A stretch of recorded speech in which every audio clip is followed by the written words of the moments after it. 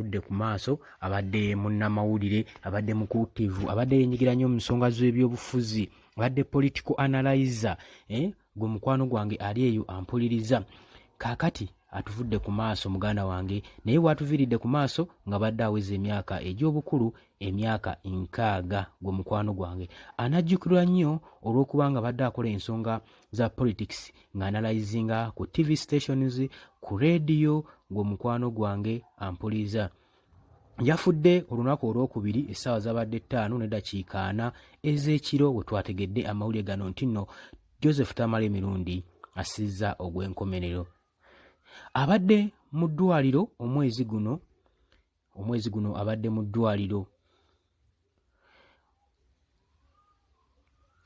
gwenno mukwano gwange ampuliriza eyekumira ku Yugi Updates nyongera ku maaso n'okuba nga kulisaayo nnyo gy'obadde yonna gy'osinza okuba nga otuwuliriza nkutegeeza genda maaso n'okuba yonna gy'osinza okuba nga otuwuliriza genda maaso n'okuba nga osubscribinga abadde alaga nti ayinamu ka sign of improvement mu ddwaliro gy'abadde naddala olunaku luli olw'Essande ne Mmande yalabika ng'omuntu anaatereera era abasawo ne bagamba nti nno abadde ayina ekirwadde kibadde kimutawaanya bwe baakebedde nnyo waliri ku Kisubi Hospital omusawo yagambye nti nno ono abadde ayinamu amazzi mu mawuggwe jjukira nti nno atugamba nti abadde eno yeetooloddeyo enfunda eziwera n'agamba nti nno kirungi okwetoololwa mu ddwaliro emirundi egisinga obungi kubanga singa tebamuzuddemu mazzi abadde tawona kwolwo olunaku olwali lwa Sande kaakati muganda wange olwaleero Mukama Katonda amujjuludde abadde atawaanyizibwa amazzi mu mawuggwe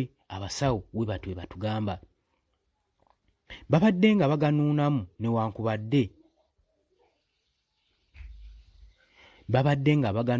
newankubadde embeera ye kwolwo yali tewoomya nakabululu bagezaako enfunda eziwera okusaakingamu fluid oyo naye n'atugamba nti no bagenze okusisinkana baasanzemu musaayi nga gwe banuunamu ekintu ekyamutiisizza ennyo era ekyatiisizza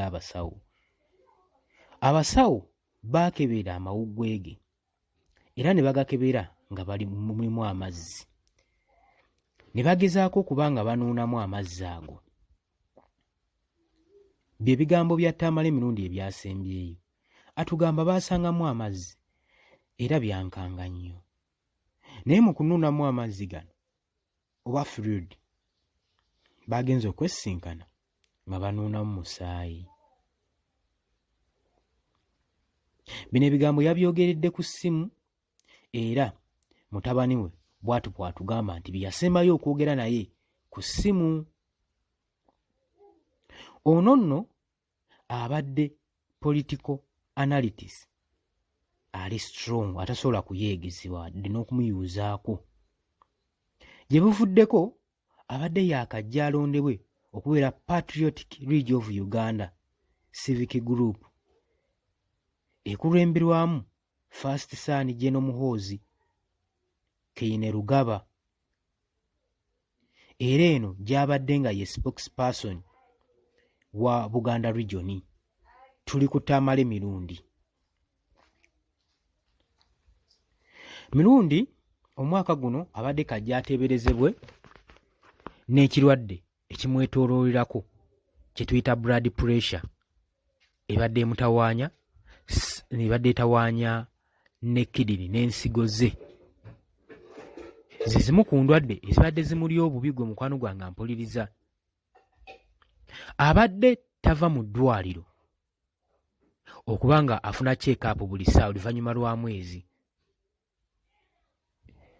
paka olunaku olw'eggulo lwe yavudde mu bulamu bw'ensi eno Tamale Mirundi gye buvuddeko yagamba oba yalangirirwako okuba nga afudde emirundi egiwera oba yalangirirako nti ye singa yali yafa dda kubanga agamba emirundi egiwera bazze bamukubanga obutwa emirundi 5 n'atugamba nti no badokita baali bateebereza nti yandibadde yafa emyaka 3 emabega. Naye olw'okuba treatment gy'abadde afuna tamala emirundi nga bw'atugamba ne cultural ancestors ne bajjajjaaba ab'ekika kye be basobodde okuba nga bamuwonya n'okutemya kwa eriiso kwabaddewo jjujjo ly'abalamu. N'agamba nti nno gye buvuddeko emabega nakyekingibwa mu medical personnel eri mu Amerika, era ne bamugamba nti ekibumba kye oba organism ebitundu bye eby'omunda biri okay, tebirina buzibu. Tamala emirundi bino yabyogerera mu interview eyaliwo recent nga tannayitibwa agenda mu ddwaliro omwaka guno. Byebyo ebigambo bya Tamala emirundi byatugamba. Njagala okujjukiza nti ono yazaalibwa mu 1964 ku Peasant Day mu Rakai District. Tamala emirundi yatandika career ye mu part-time writing nga wandika newspaper empapula z'amawulire mu munno nga tannafuuka professional journalist nagakuwadde dda. Era yagezaako n'okusaavinga nga presidential press secretary and media advisor. Era abadde yali member wa National Resistance Movement. Abadde familia nnyo, feesi ebadde familia nnyo ku bannayuganda ku TV, ku social medias, era abadde yeetaba nnyo mu various political shows. Ekyo nange tubadde tukimanyi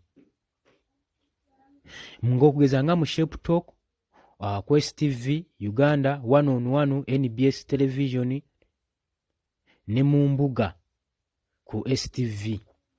Mu mwaka gwa 2022 mu mirundi ono yafoundinga kye bayita online newspaper eyitibwa Kaba News. Eno gye yapublishinga amawulire ne information newankubadde kaliya ye yali tegezezzaako kuvaawo. Ono yagezaako okugobebwa, yasuspendingibwa okuva ku 1on1 show mu mwaka gwa 2017 2017 okukozesa ebigambo ebiri abusive, olulimi oluvumirira, oluvoola, oluwemula. Era yatwalibwako ne mu kkooti ng'avunaanyizibwa ne looya Mabirizi olwa defamation mu mwaka gwa 2015 2015. Era ne mukazi we asooka ayitibwa Juliet Nasimbwa yagezaako okwagala okudivorcinga mwaka gwe gumu 2015 yagezaako mudivorcinga olw'okubanga nti nno yali yeetabye nnyo mu byobufuzi ng'amayengo g'ebyobufuzi gazigizaako okuyuuzayuuza obufumbo bwabwe. Mulundi n'agezaako okugamba nti nno ye yali aweereddwa obutwa mu mwaka gwa 2019 2019 yavaayo n'agamba yali aweereddwa obutwa. Newankubadde ng'oggyeko ebizibu bye yali ng'ayitamu, mirundi yali agezezaako okuliwaadingibwa ne Pulezidenti Yoweri Museveni n'emmoloka empya ku lwa midiya ye n'emirimu. Yabadde amanyikiddwa ku lw'emirimu gwe mukwano gwange ali eyo ampuliriza. Yagezaako okuweebwa emmotoka.